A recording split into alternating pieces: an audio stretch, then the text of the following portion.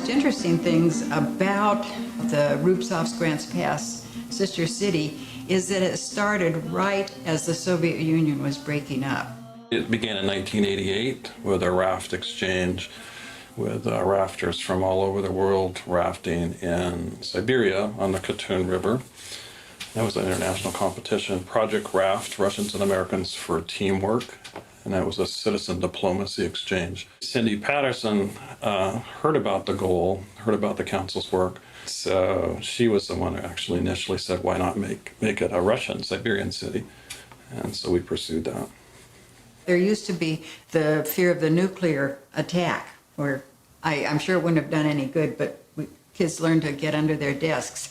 So we grew up with this really distorted view of the people involved with our enemy, the Soviet Union. They were threatening people, they were cold, there were people with their hands on a red button that was going to be ignited at any time, and that was spooky. Well, of course, I went over and I found out that most of my ideas from a childhood in the Cold War were false. They're very warm people. When you talk to people, they're not interested in having a war. In fact, they're very curious.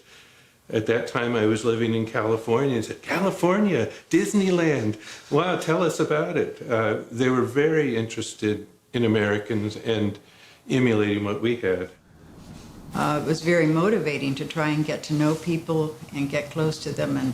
And of course, when you did, you found, yes, they're just like us in many ways. They have a life just like we do.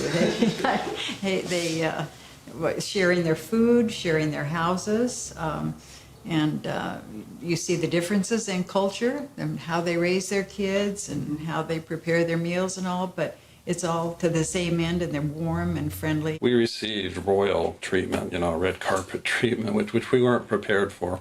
But then this amazing heart. Siberian people have a really deep heart, and friendship is really, really paramount to them. Well, the main purpose is person-to-person exchanges, yeah. And many people have had just such warm and welcoming experiences on both sides. And I think we learn from each other's societies, the way things are organized. There's not just one way. We stay in touch with each other, and just have such a warm feeling. We feel we can't let it go.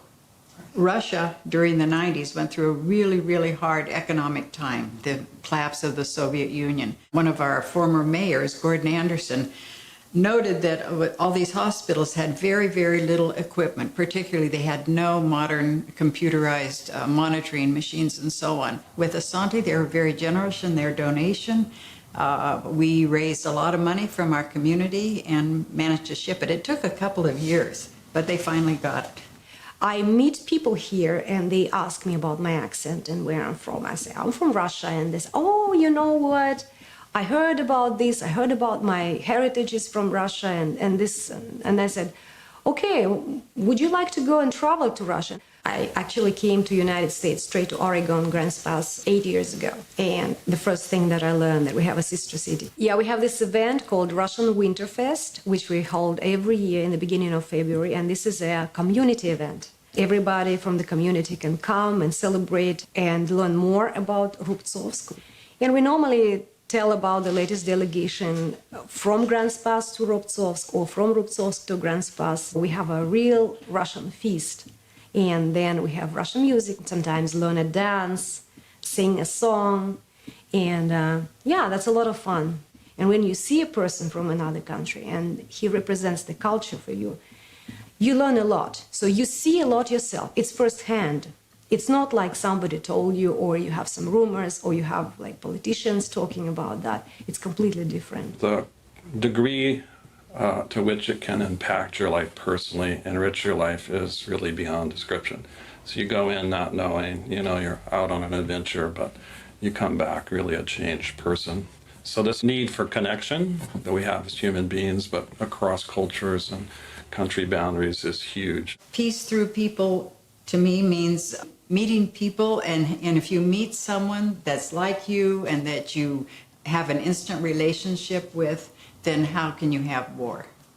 Now is a good time to try and and get more people, not just in Russia, but other countries, connected so that the grassroots level understands a broader picture of the situation and what the special interests are. Maybe there will always be problems in our world, but this is a good way to approach solving some of them.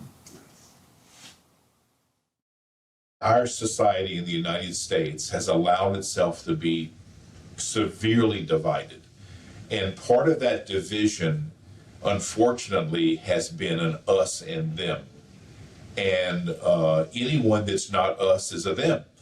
And it's real easy to believe all kind of crazy things and fearful things about another culture because it is different. And we're wired to respond with at least a certain amount of defensiveness to something that's different.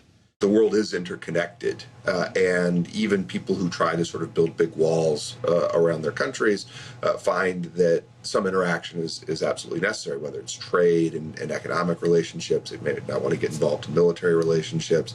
You know, the Swiss might be neutral, but they're not isolated, you know, and it's not an isolated country. And so the question becomes very much a policy question, right? What kind of relationship do you want to have with different countries in the world? You know, what are your interests? How do you protect them? Security, economic, and so on.